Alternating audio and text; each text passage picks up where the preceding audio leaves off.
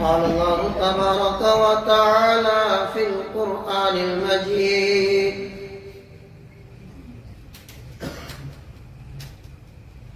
أعوذ بالله من الشيطان الرجيم. بسم الله الرحمن الرحيم. يا أيها الرسل كلوا من الطيبات واعملوا صالحا صدق الله العظيم.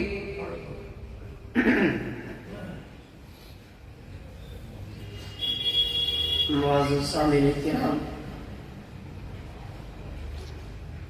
اللہ تبارک و تعالیٰ کا بہت بڑا کرم اور احسان ہے جس خالق کائنات نے آج پھر سے مجھے اور آپ کو اپنے گھر میں آنے کی توفیق عنایت فرمائی. دعا فرمائے رب کائنات ہم سب کا آنا قبول فرمائے اور ہم سب کے لیے ہدایت کا اور نجات کا ذریعہ بنائے.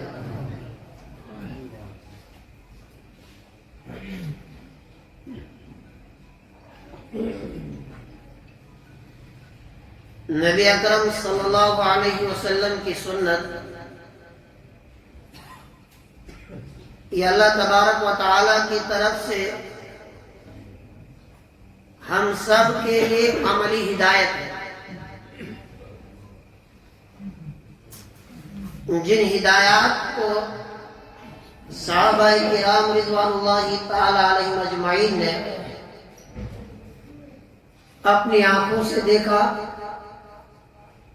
اپنے کانوں سے سنا اور پھر انہی ہدایات پر اپنی زندگیاں قربان کر دی.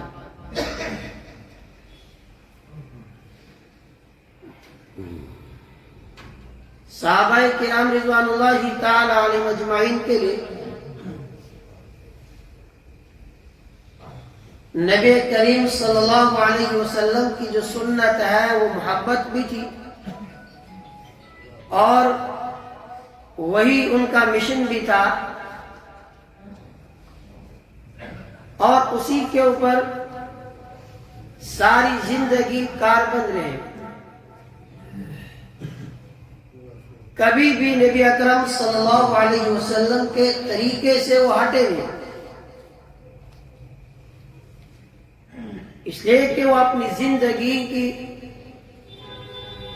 کامیابی اللہ کے نبی صلی اللہ علیہ وسلم کی بتلائی ہوئی ہدایات میں ہی مانتے تھے اور اللہ کے حبیب صلی اللہ علیہ وسلم کے طریقے سے ہٹنے پر وہ اپنے آپ کے لیے ہلاکت سمجھتے تھے.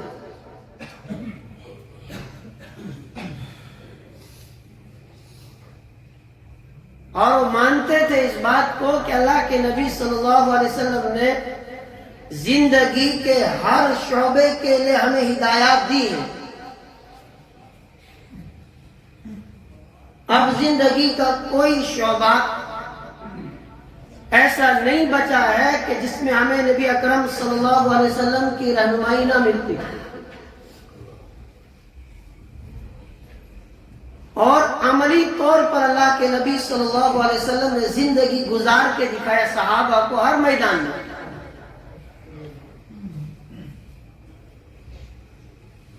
تو گزشتہ کئی ہفتوں سے گھریلو زندگی کے تعلق سے رحمت دو عالم صلی اللہ علیہ وسلم کی ہدایات کو بیان کیا جا رہا ہے کہ ہماری جو 24 گھنٹے کی زندگی ہے اس تعلق سے رحمت دو عالم صلی اللہ علیہ وسلم کی ہدایات ہمارے لیے کیا ہے.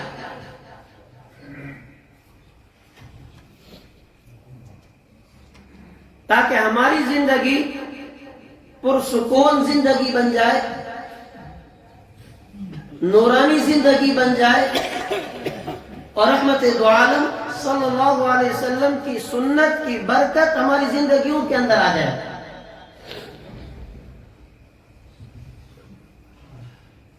تو 24 گھنٹے کس طرح گزارنے، اس میں کچھ وقت سونے میں گزرتا، اس کے لیے کیا ہدایات ہے، وہ تفصیل سے آپ کئی ہفتوں تک سنتے رہے. کھانے کے تعلق سے رحمت دو عالم صلی اللہ علیہ وسلم کی ہدایات ہمارے لیے کیا ہے، اس پر بھی گزشتہ 3 ہفتوں سے آپ سماعت فرما رہے کہ اللہ کے نبی صلی اللہ علیہ وسلم کا انداز تربیت کیا ہوتا تھا،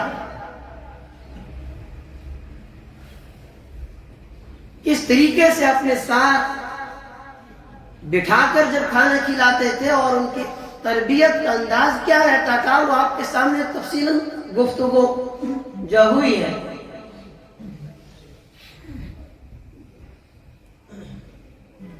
جس میں گزشتہ جمعہ میں نے عرض کیا کہ بچے کو اپنے ساتھ بٹھایا ہے اور جب اس نے اپنا بایاں ہاتھ آگے کھانے کے لیے بڑھایا تو اللہ کے نبی صلی اللہ علیہ وسلم نے فوراً روکا اور فرمایا قل بیمینک، اپنے دائیں ہاتھ سے کھاؤ.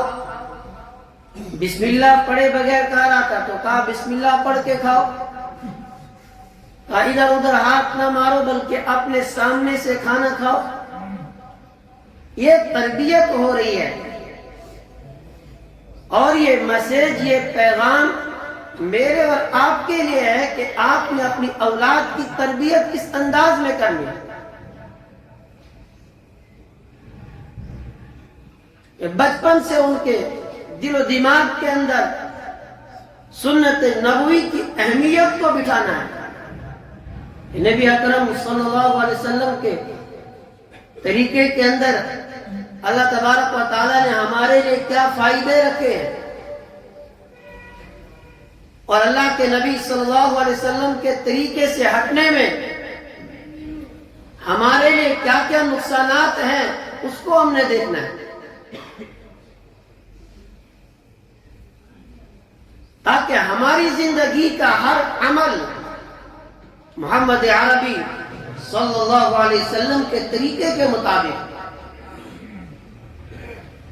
صحابہ کرام رضوان اللہ تعالی علیہ اجمعین میں آپ ابو بکر صدیق رضی اللہ تعالی عنہ کو دیکھ لیں کہ جب رحمت دو عالم صلی اللہ علیہ وسلم کا وصال ہوتا ہے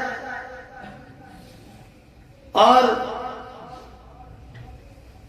مسیلمہ کذاب کے ساتھ جب جنگ ہوئی، اس کے بعد کچھ باتوں میں رائے کا اختلاف ہونے لگا. ابو بکر صدیق رضی اللہ تعالیٰ نے فوراً کہا کہ بالکل بھی اللہ کے نبی صلی اللہ علیہ وسلم کے طریقے سے ہٹ نہیں سکتا، میں اللہ کے نبی صلی اللہ علیہ وسلم کی دی ہوئی ہدایات کے اوپر قائم رہوں گا چاہے کچھ بھی ہو. عمر فاروق رضی اللہ تعالیٰ عنہ نے دیکھا کہ وضو کے مسائل میں کہیں پر رائے کا اختلاف ہوا تو فوراً انہوں نے کہا کہ لوگوں، اللہ کے نبی صلی اللہ علیہ وسلم کے طریقے پر قائم رہنے میں ہی ہمارے لیے نجات ہے، اور اگر ہم اس طریقے سے ہٹے تو ہمارے لیے ہلاکت و بربادی کے سوا کچھ نہیں بچے گا. حضرت علی رضی اللہ تعالیٰ عنہ کے اندر آپ دیکھیں کہ سنت نبوی کی اہمیت کیا ہے. انس رضی اللہ تعالی عنہ کو آپ دیکھیں، وہ خود کہتے ہیں کہ 10 سال میں نبی اکرم صلی اللہ علیہ وسلم کی خدمت میں رہا اور پھر ساری زندگی میں وہی کرتا رہا جو کچھ نبی اکرم صلی اللہ علیہ وسلم کو کرتے دیکھا ہے اور لوگوں کو بھی اسی کی ترغیب دیتے تھے اور بار بار لوگوں سے کہتے تھے کہ لوگوں، اللہ کے نبی صلی اللہ علیہ وسلم کی بتلائی ہوئی ہدایات سے ہٹ کر زندگی گزارنے میں تمہارے لیے ہلاکت ہے. لوگ پوچھتے تھے انس، آپ کیوں ہمیں اتنی تاکید کرتے ہو نبی اکرم صلی اللہ علیہ وسلم کی بتلائی ہوئی ہدایات پر زندگی گزارنے کے لیے؟ بار بار کہتے تھے کہ نبی اکرم صلی اللہ علیہ وسلم نے جو طریقہ ہمیں دیا ہے اس طریقے سے زیادہ بہتر طریقہ کوئی ہو ہی نہیں سکتا ہے. جو راستہ نبی اکرم صلی اللہ علیہ وسلم نے دیا اس راستے سے بہتر اب کوئی راستہ ہو ہی نہیں سکتا. وَخَيْرُ الْهَدِيِ هَدْيُ مُحَمَّدٍ صلی اللہ علیہ وسلم.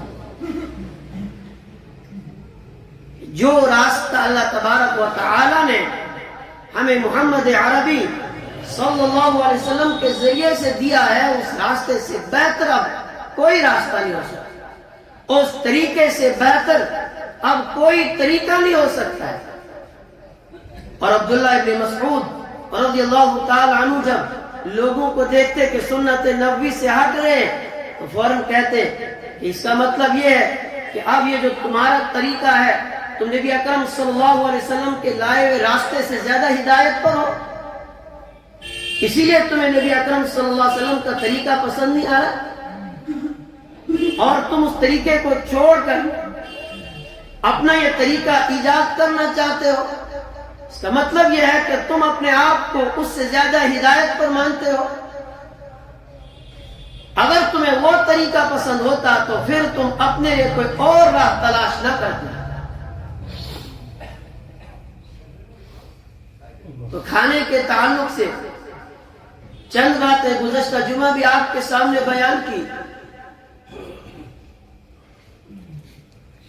بخاری کی روایت ہے، کھانے کے تعلق سے نبی اکرم صلی اللہ علیہ وسلم کے عمل راوی نے بیان کیا، فرمایا ما اکل رسول اللہ صلی اللہ علیہ وسلم متکئا قط، کہ نبی اکرم صلی اللہ علیہ وسلم نے ساری زندگی کبھی بھی ٹیک لگا کے کھانا نہیں کھایا،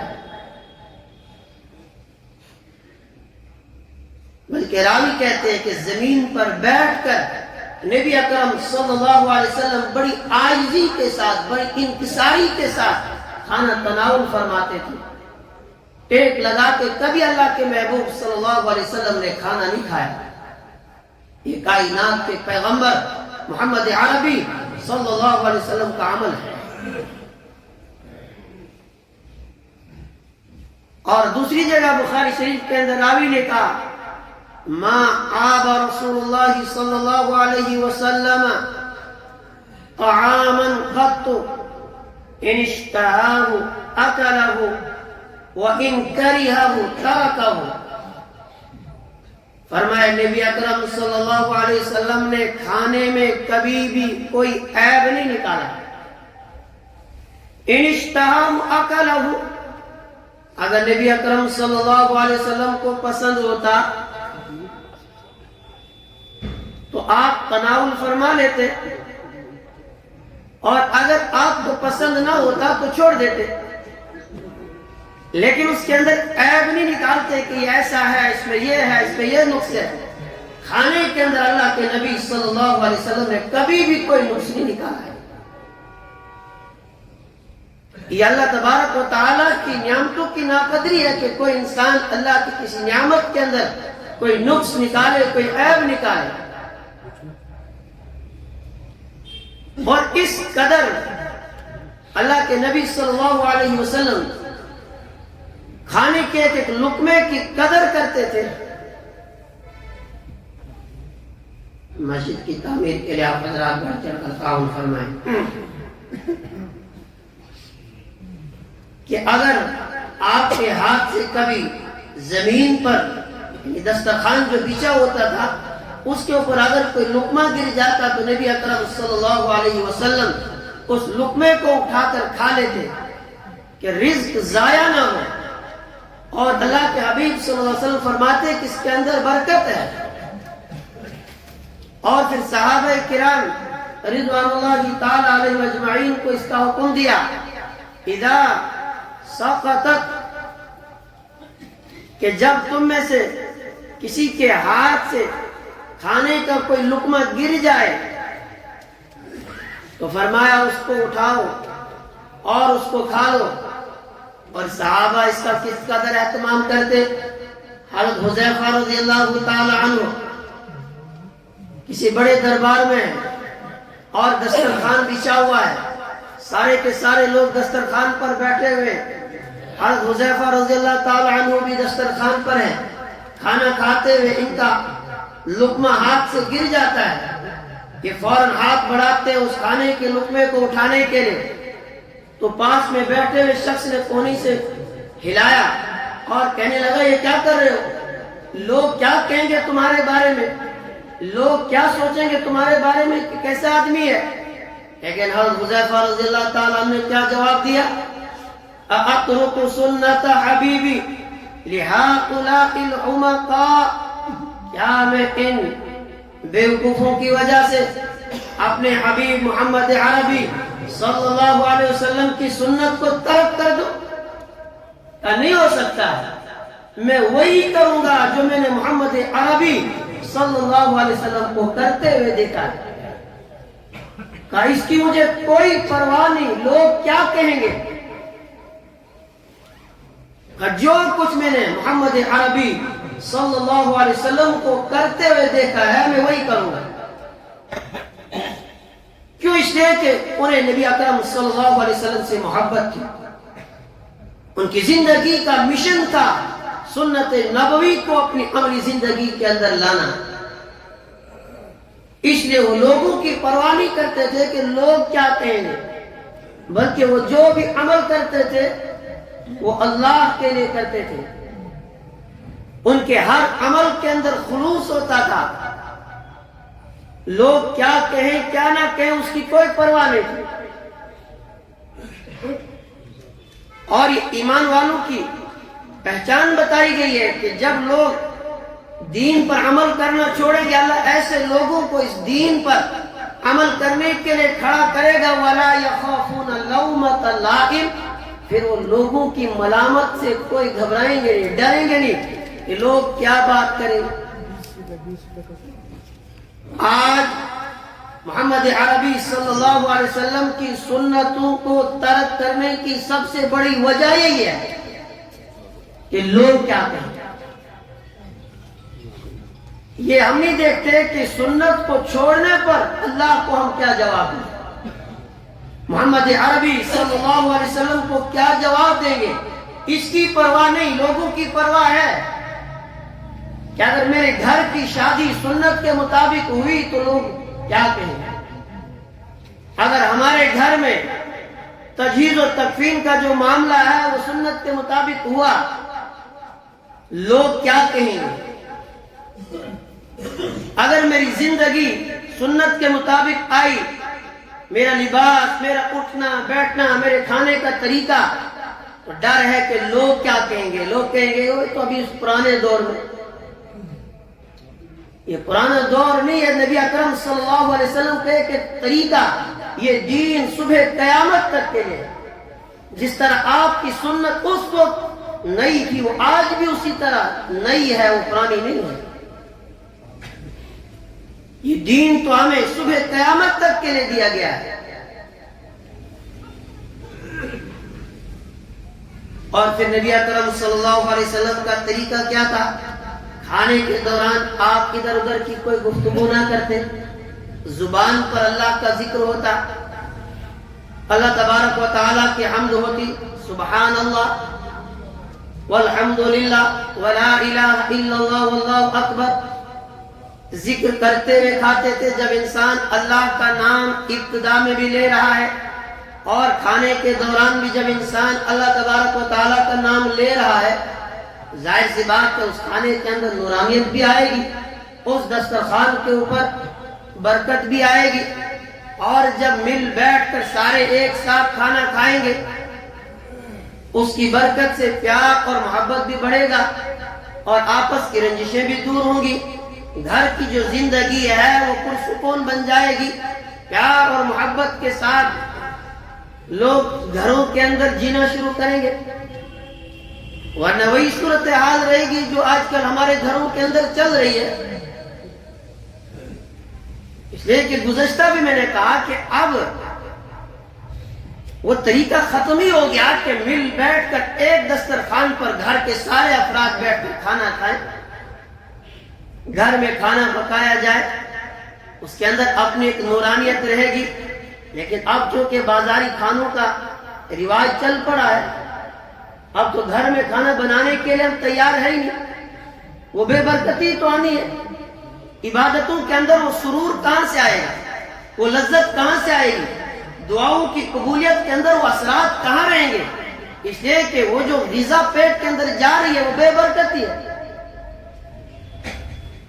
अब तो ये फैशन बन चुका है कि घर में खाना पकाना ही नहीं है, या तो बाहर से बाजार से पका हुआ लाना है یا پھر بیوی بچوں کو اٹھا کر چلے گئے اور باہری کھانا گھر میں پکانے کی اب ضرورت ہی نہیں. گھر سے بیوی نے فون کیا جناب آج کھانا نہیں پکائیں گے وہیں سے لے آنا.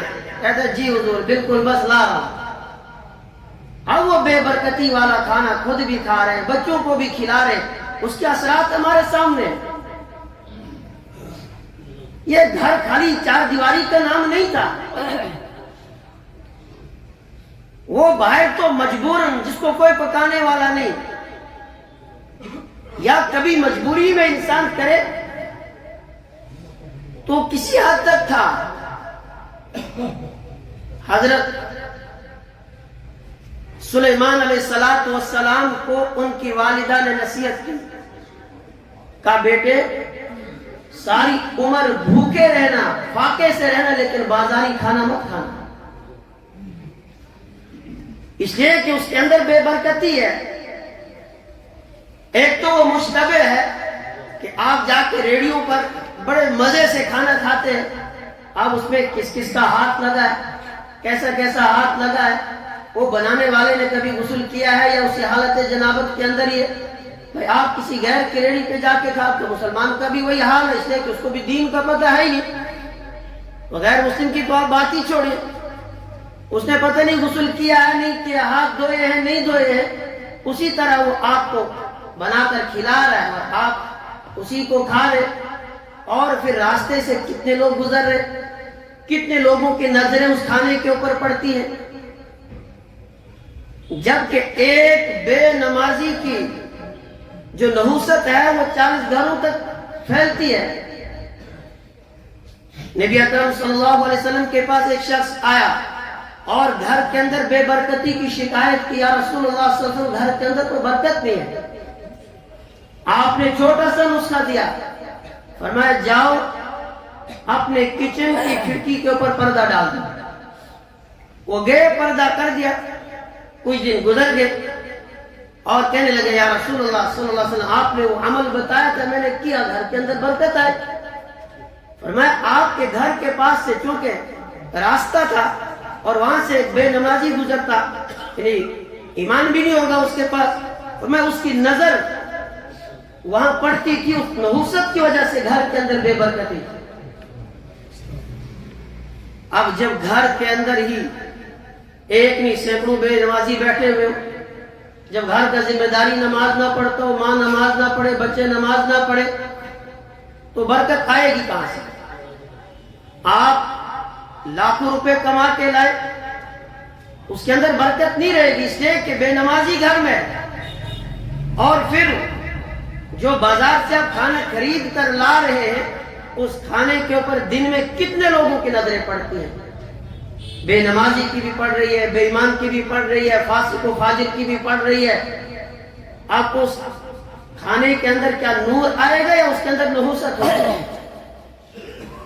نور تو تب آتا جب آپ کے گھر میں آپ کی بیوی کھانا بناتی, وہ پاک صاف ہو کر باوضو ہو کر نماز پڑھ کے بسم اللہ سے شروع کرتی کھانا بنانا, اور کھانا بنانے کے دوران بھی اس کی زبان پر اللہ کا ذکر ہوتا. وہ جو ذکر جاری ہوتا اس کے ذریعے سے اس کھانے کے اندر اثرات آتے, اس کے اندر ایک نور آتا. اب اس کھانے کو جو کھائے گا وہ نور اس کے دل کے اندر اترتا.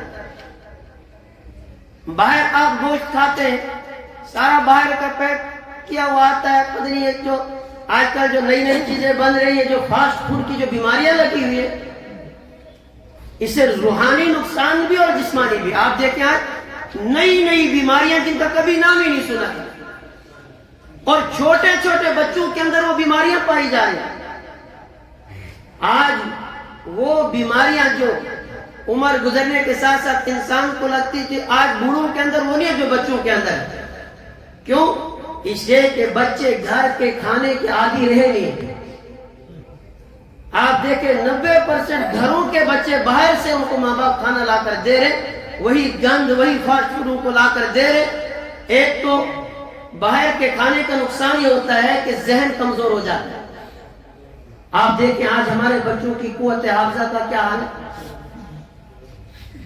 آپ پرانے لوگوں کو دیکھیں کہ جو ان چیزوں سے اجتناب کرتے تھے, بچتے تھے, ان کی قوت حافظہ آپ دیکھیں 100 سال کی عمر میں ان کی قوت حافظہ، ان کا ذہن ایسا رہا ہے کہ جیسے چھوٹے بچے کا ہوتا ہے، تیز ذہن۔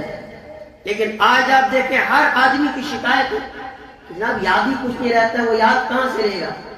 اس لیے وہ تو کھانے کے اثرات پڑ رہے ہیں۔ تو بچوں کو ہم نے باہر کے کھانے کا عادی بنا لیا، اس سے ان کو جسمانی بیماریاں بھی لگ گئی اور روحانی بیماریاں بھی لگ گئی۔ اب اس سے کیا ہوگا؟ باہر کے کھانے کے نوست سے نماز کے اندر دل نہیں لگے گا، قرآن کی تلاوت کا دل نہیں کرے گا، اللہ کا ذکر کرنے کا دل سے کہ اس میں مزہ ہی نہیں آئے گا۔ ہاں، گناہوں کی طرف میلان بڑھے گا، شہوت انسان کی بڑھے گی، اس لیے کہ کھانا مشتبہ اندر جا رہا ہے۔ آج کل جو مرغے باہر فیکٹریوں سے کٹ کے آتے ہیں وہ کس نے ذبح کیے اس کو معلوم ہے، اور پھر وہ ذبح کرنے والا کون ہے، کس طرح اس نے کیا، مشین میں کیا، وہ تو ہے، اس پر تو حرمت کا فتویٰ ہے۔ اور پھر وہاں بھی وہ نہیں دیکھتے کون زندہ کون کیا، وہ تو پھر جو مرے ہوئے سب وہ تو سارا گند شند اسی میں، اور پھر جو باقی موموز اور وہ پتہ نہیں وہ پیسٹریز اور پتہ نہیں کیا کیا آتا ہے اس کے اندر کیا ہوتا ہے، وہ جو ساری گند شند نکلتی ہے وہ ڈالی جاتی ہے، اور اسی میں جب تھوڑا مسالے ڈال کے لوگ مزے سے کھاتے ہیں۔ اور پھر اس کے بعد آپ دیکھو اسپتالوں کے اندر لائنیں لگی ہوئی ہیں، پاؤں رکھنے کی جگہ نہیں ہے، بیماریاں طرح طرح کی جنم لے رہی ہیں۔ کیوں؟ اس لیے کہ وہ نبی اکرم صلی اللہ علیہ وسلم کی ہدایات کی خلاف ورزی ہم نے کی، اور ان ہدایات سے ہٹ کر ہم نے زندگی گزارنا شروع کر لیا۔